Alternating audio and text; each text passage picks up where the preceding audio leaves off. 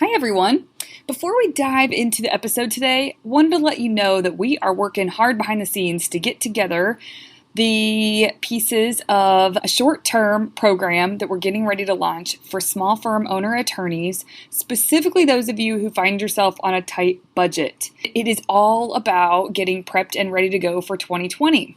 So, if you are a small firm owner attorney and it doesn't make sense to work with Velocity Work one-on-one right now, it could be a really good option to make sure that you have a strong strategic plan and goals in place for next year, along with prioritizing what needs to happen as we enter into the new year. So if this sounds remotely interesting, head over to velocitywork.com/2020prep. That's velocitywork.com 2020 prep, P-R-E-P, and there's no dashes or anything in 2020 prep. There, I will be releasing more details and opening enrollment in probably about 10 days or so, but you can put your name and email there to let us know you're interested, and we'll keep you in the loop as details unfold. The program will start pretty soon. It'll end by mid-December, and make sure that you are all set up and ready to go for 2020. So if this sounds like a good, smart move for you, we'd love to have you. Enjoy today's show. I'm Melissa Shanahan, and this is the Velocity Work Podcast, episode number 11.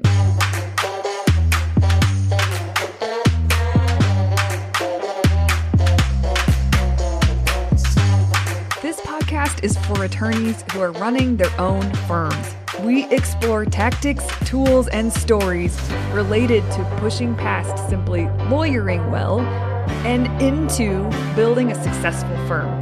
Working in your firm and working on your business are two very different things. This podcast focuses on the latter.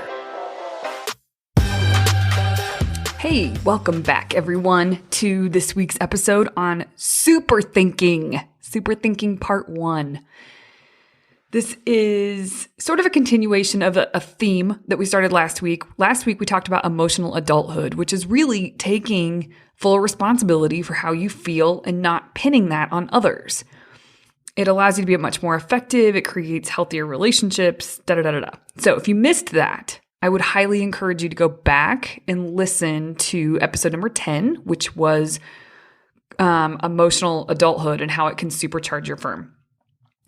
This week is sort of a continuation. So we're just advancing deeper. We're getting deeper into this concept of managing your mind and the benefits and the perks that come with that.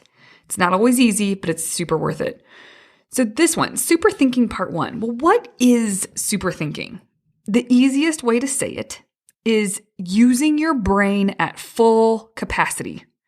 Most of us live on default. We live on the programming of either our childhoods or of society, and we don't live a conscious, deliberate life. Now, that doesn't mean that you haven't created awesome things in your world. If you're listening to this podcast, you most certainly have. But without awareness of and practice with the most important, most expensive, best tool that any of us have, which is our brain, what's possible will not be realized.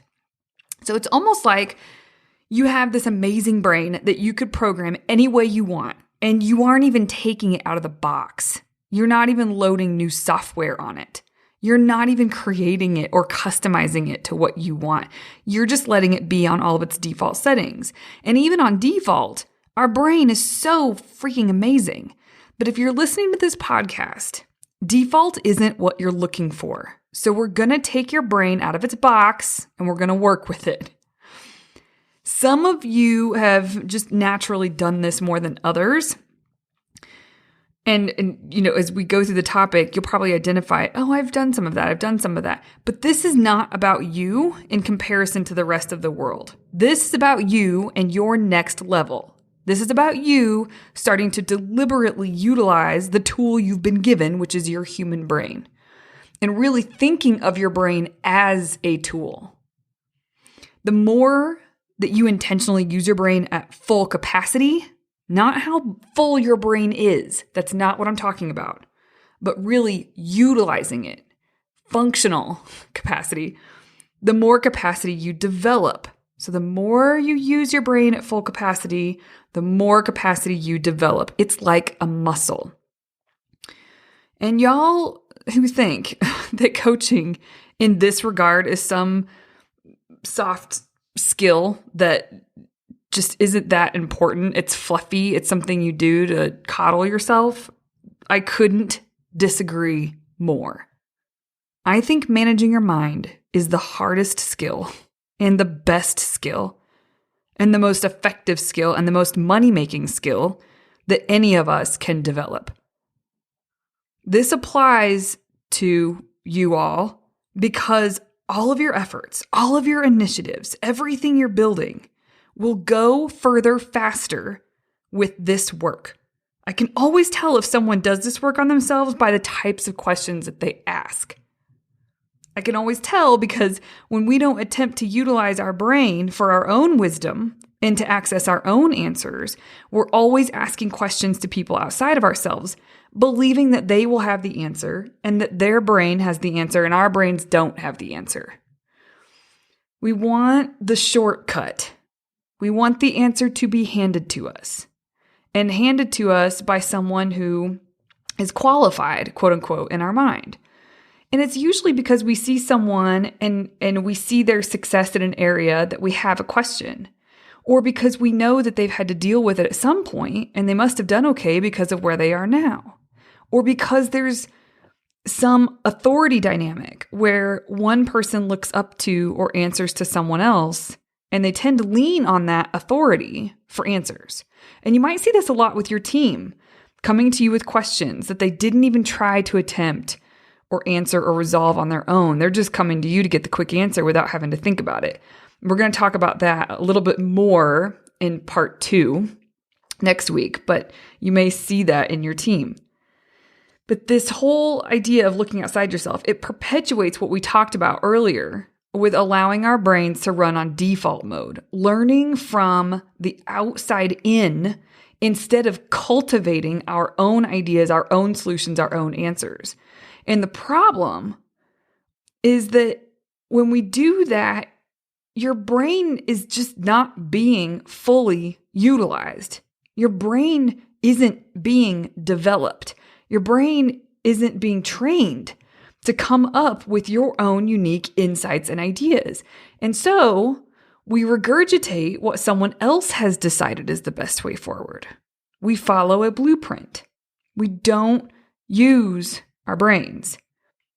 And you're probably picking up on this, but just to be clear, I'm not talking, what I don't mean is this, we tend to memorize information and regurgitate it. We tend to just soak up information and then implement. And there is value in that. I mean, I think that's how most of us have gotten to the certain levels in our life, is really implementing what we've learned. But there is a next level, and so we'll talk more about that. And I want to be clear, I am all about observation of others, conversations with others, learning from others, but using it all as a starting place of inspiration and not just taking it and regurgitating it. Understanding the significance of fully utilizing and developing my brain, it doesn't feel good to me anymore to move forward with anything in my business without applying this concept of super thinking to the inspiration, to the insights, or the direction that I've received from someone or something outside of my brain. So yes, I participate in coaching. I read books. I listen to podcasts. I have conversations that incite excitement around tactics and results in business, but I don't go implement those things without applying super thinking. So whether you can relate to that at this moment or not, I think once you're done listening to this episode and the next, you will be able to relate. You'll be able to see the value of deliberately utilizing your brain fully, developing its capacity, and coming up with your own solutions and ideas and creating space to allow that to happen. It will make you unstoppable because you aren't relying on the outside. You are creating really unique ideas and solutions for your own firm, for your own life, for your own relationships, all of it. So there are two parts to super thinking. I'm going to teach you the first part this week, and then next week we will dig into the second part. The first is cleaning out your mind. I've talked about it in different ways on this podcast, and on episode 10, I mentioned a mental model that's really helpful in managing our minds, managing our perspective. When we learn that our thoughts about anything trigger our feelings, and from that feeling state, we take action in the world, and that produces a result of some sort for ourselves. When you grasp this, you understand how, in a sentence, your thinking produces your results. Because there's a triggering sequence that stems from your thoughts. It stems from your perspective. At the risk of oversimplifying it, there is a circumstance that happens in the world, factual, like not subjective. It's a thing that you can observe.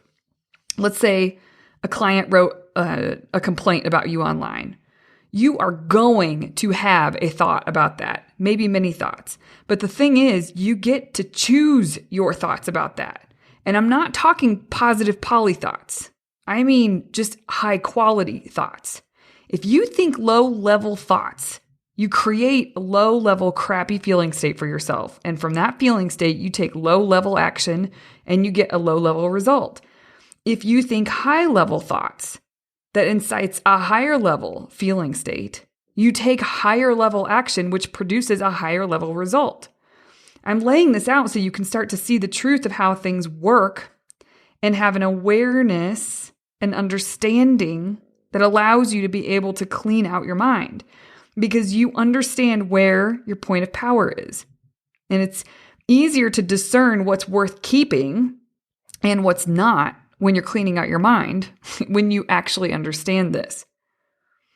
So there's a handy dandy worksheet that is attached to in the resources or listed for you in the resources in the show notes for this podcast episode. You don't have to have that worksheet, but I provided it to really kind of walk through the model a little bit better than just verbally. You can do this in a notebook though. So basically, with recapping what I just said, but I'm going to walk through it a little bit more slowly. What you'll see on that worksheet is there is a C line, which is C stands for circumstance, and it allows you to write in the circumstance. There's a T line, which allows you to write in your thought, that's the thought line, about the circumstance. So we have circumstance, thought. The next one is F for feeling. And in the F line, you write the feeling state that you're experiencing. In the A line, that's your action line. You write the action that you take in the world. Another way to say that is how you behave in the world. And then then you have the R line, which is your results. And you write like, what result did that get you? And so I have, basically it's CTFAR. And you plug in your own stuff into this model. And I do this mostly when I started working with this. I do this mostly when I was frustrated with something or when I was, just pissed or sad or frustrated or overwhelmed, like anything that was negative that was really bothering me. It was so useful to use this because I could see where I was actually creating my own crappy experience, no matter what was happening outside of me. I have notebooks filled with CTFAR because it's the easiest way to see the truth of any given situation. Because it all happens so fast, we don't realize there's an in-between. Without an understanding of it, it's like something happens outside of us and bam, we feel a certain way because that thing happened. At least that's what we think happens, right? So it's like, okay, this client wrote a bad review online and like, bam, immediately you feel stressed or frustrated. You don't realize that there is a thought between what you learned happened in the world and the way that you feel. And that's sort of the magic, is starting to understand what are you thinking that's causing the negative reaction in yourself. It's just so easy to attribute our being pissed or being frustrated or being deflated to something that has happened, which is the circumstance. But using this model really does allow us to identify what we're thinking about what's happened and realize that that is what's causing our feeling state and thus our actions and results. You are 100% responsible for how you feel, which is what we discussed in that last episode. And sometimes that bums people out, but I'm telling you, it's the best news I have for you. Because if you weren't 100% responsible for how you feel, then that means you don't get a say and you're at the effect of the world around you. And that's not the truth. That's never the case. And thank God, right? Thank God. So this model allows you to intentionally create your feeling states, which will directly affect how you show up in the world and the results that you get. All right, so that's an important overview. When it comes to cleaning out your mind, you can do so more effectively if you really do understand this. And feel free to use the worksheets if you want to, or the worksheet. There may be 2 pages, but there's at least one for you. And so use that as a guide. And then from there, you don't have to have the worksheets. You can just do this in your notebook. Just write CTFAR down and vertically. And next to C, you write the circumstance. Next to T, you write your thought about the circumstance. Next to F, you write the feeling state that's being created in that moment. And it's because of your thought. And A, what's the action you're taking in the world? And R, what's your results? So cleaning out your mind, getting more to that now, I have this program on my computer called Clean My Mac. It is awesome. I don't know if any of you out there have it. I highly recommend it. My MacBook is from 2014 and it doesn't move as fast as I wish it would these days. But I installed Clean My Mac, which is a program that what is listed when I looked up, like, what exactly does this program do? Because I wanted to know for this podcast. It says it's a program that does all the essential housekeeping on a Mac, deletes tons of junk and malware, and makes a computer faster and more organized. Okay, so that's the line. And it makes all the difference in how smoothly and how quickly my computer runs. I love this program, and it's pretty lightweight. It doesn't feel clunky. It doesn't slow my computer down. It's great. Cleaning out your mind does for your brain what Clean My Mac does for my computer. Cleaning out your mind does the essential housekeeping on your brain. It deletes tons of junk and malware and makes your brain more efficient and more organized, which is the statement exactly that they use when I looked up what Clean My Mac does. Cleaning out your mind does the exact same thing for your brain. You can almost think of your brain as a CPU. Bill Gates, there's a new documentary series on Netflix about Bill Gates, which is fantastic, by the way, if you want something entertaining to watch. And they asked him, do you think of your brain as a CPU? And he was like, yeah. It was great. It was like he didn't really have to think about it for more than a quarter of a second. So cleaning out your mind does all the essential housekeeping on your brain, deletes tons of junk and malware, makes your brain more efficient and more organized. So I'm going to give you the steps to practicing the skill of cleaning out your mind. But in a nutshell, it's every day you do what's called a thought download, which all that really means is that you just take everything out of your brain, you put it onto paper, you have a look at it, and you decide what you want to put back in. And it's not about, you'll hear me say this a couple times in this episode and the next, it's not about perfection. There is no perfect way to do this. It's just about having an awareness and making progress and really owning some things that you didn't realize you could own. That's what this is about. So here's the steps. The first step, every day you do a thought download. And all that really means is you just take everything out of your brain and put it onto paper and have a look at it. So that's the first thing. And I give myself, 15, 20 minutes to do this. Typically, I like to have 15 to 20 minutes to do this. I don't always get that, and it's okay. Like 10 minutes, I can brain dump a lot of things. Sometimes I don't feel like there's a lot going on in my brain, and so I don't have a ton to write down. It just depends on the day, depends on what's going on in life. It depends on a lot of things. So, I like to carve out 15 to 20 minutes for this, but if I don't get it, it's still totally possible to make headway. So you want to write down and look in all the nooks and crannies of your brain, like what is going on in your mind, and get it out of your head and just put it onto paper. Now, the second step is to look at all of that. And there's two pieces. One, you decide what you want to put back in, like what's worth it putting back in your brain.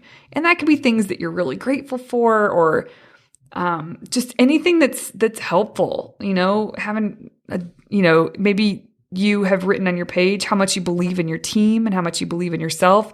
Like that's all useful things for our brain to be, it's productive for our brain to continue thinking those things.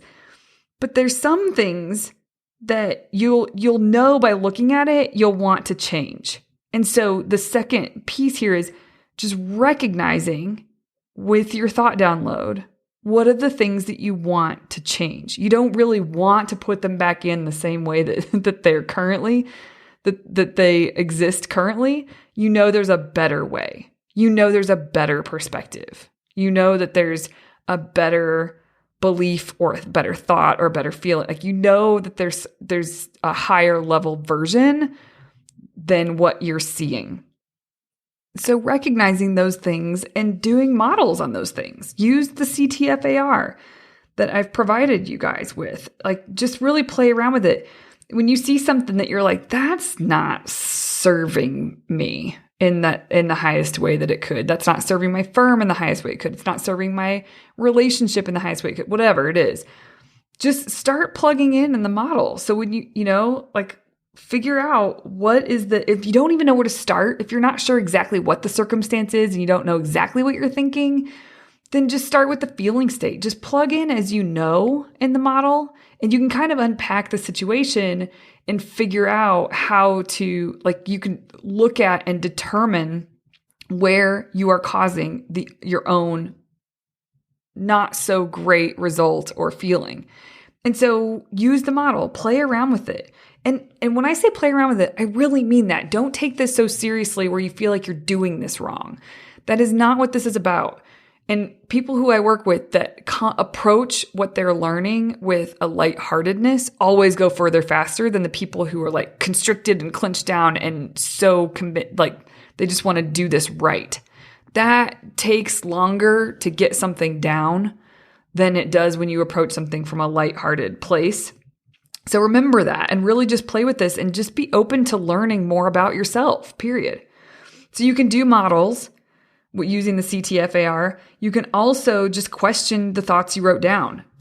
Sometimes I'll write something down and I'll see that and I'm like, that is crazy. I don't actually believe that. That's funny. It's just swimming in my head. And so it's easy to think, well, part of you must believe it because it's in there. Even if that's true, sometimes they're easier to let go of than you don't have to do a bunch of models on it. It's just I'm deleting that because that's not serving me. I choose to think something different. Next. So sometimes it's that simple. But just look at it, question the thoughts you wrote down that you could be higher level, do some models on the things could be higher level, and decide which ones you want to keep believing on purpose and which ones you want to let go of on purpose. The last thing I'll say here before we move on to the third step is that as you're playing with all of this, if there's something that's really sticky, you're like, I get that this perspective is crappy, but I don't actually know how to shift it. I can't see a way out of it. Then just be okay with having the awareness that it is a thought that's running through your mind that is kind of creating your experience around this. Just be open to that and let it hang for a while. Sometimes, I've been doing this for years, guys, but sometimes I work with this stuff and there's something that hangs around for a while. I can't get wiggle room from it. But when I see that happening or when I experience that, I just kind of shrug my shoulders. I'm like, okay, well, there will be a point where I find a different perspective. There will be a point where I can loosen this up a little bit more. And I'm just not seeing it right now. I I can't find my way out of this. And that's okay, but it's the awareness that pays off. So the third thing is creating new beliefs and new thoughts to serve you, and to practice believing new thoughts on purpose, to practice having a new perspective on purpose. Because what that will allow is that you have a different, more higher level feeling state. And you want to practice that on purpose. You want to practice living from this new perspective and watch the ripple effect of that new perspective. So to back up, there's 3 main steps to practice the skill of cleaning out your mind. Every day, do a thought download. Get it out of your head and onto paper. And then the second thing, recognize what thoughts that you want to change because you can see their effect on your life. That's why you would want to change it. There's 2 reasons. It either feels so crappy to have the perspective that people have, and so they want to shift out of that, or even if they're willing to put up with the crappy feeling state, they can see very clearly that it's not creating an ideal result, and they know there's a better way. And so that is sort of a reason they want to change it. So just recognize all of that. And then the third step is to create new thoughts that will create a different result in your life, that will create a different perspective. Now, when I say create new thoughts, I mentioned earlier, I'm not talking about positive poly thoughts, because sometimes we are thinking a pretty low level thought. It's not about going to, maybe your thought is that client is out of line. Maybe that's the thought. Well, okay. So it doesn't matter if you're right or not. That's not what this is about. There's just zero upside to thinking that, right? And so if you're thinking that client is out of line, and it creates, when you think that thought, it creates stress and frustration inside, then okay, let's just say you're right. Like, I'll give it to you. But but what you need to wake up to is that you can deliberately choose to focus and think on a different thought about what's happened. And so maybe instead of that client is out of line, you can say, oh man, that's fascinating. Okay, so we should see where we can take responsibility here so that this doesn't happen again. Like, that could be more of where your focus and your perspective goes, instead of blaming, like being fixated on this negative impression of that the client has made on you. So it really is about your perspective, and then it can trickle down from there. So when I say, oh man, this is a really good opportunity for us to see what we could have done to prevent this. If that is where you are spending your energy, if that is your perspective mentally, then it's going to produce a better feeling state. You're going to take different action that's going to be more productive action, and you'll get the results that you want by maybe never having this exact same issue pop up again, right? So I know that's a vague example, but I'm just trying to play this out for you. It doesn't have to mean that, like, oh, darn that client, they're the sweetest thing. What happened? Like, it doesn't mean you have to jump to positive poly. Sometimes the most realistic, most helpful thoughts that actually produce the results that we want to get are more neutral. They aren't like elated, excited, like on this super positive end of the feeling state scale. Like, that's not what I'm talking about. I'm just talking about getting at least to neutral so that you can take the kind of action that you're really proud of and that feels really great. Now, I want to offer that when you're first coaching yourself in this way, it can take a few weeks to get the practice down, to understand mental hygiene, to understand how to watch yourself think, how to work with models on your thinking, and then how to think new thoughts, how to come up with replacement thoughts. So it just takes time. And remember, progress, not perfection. There isn't a perfect way to do this. Just the practice of it brings awareness, and that is such a good thing. So give yourself a chance to learn the skill of cleaning out your mind and practice it. And once you've done that, one of the things I want to suggest you do is to start requiring some super thinking from yourself, which is part 2. And part 2 always sounds more fun, doesn't it, to get to than part 1. But the thing is, there is a way to ease into this appropriately so that you really do get the full benefit of super thinking.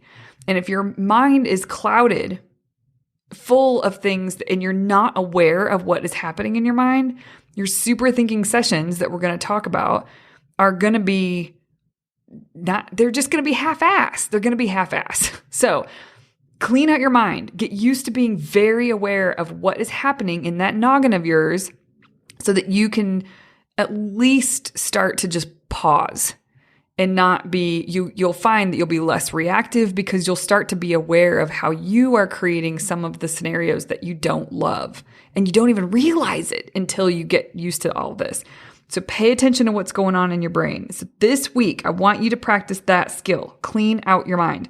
So carve out 20 minutes or so, schedule it, and do it. And that way you will start to prepare yourself to be ready for super thinking part 2 next week. Okay?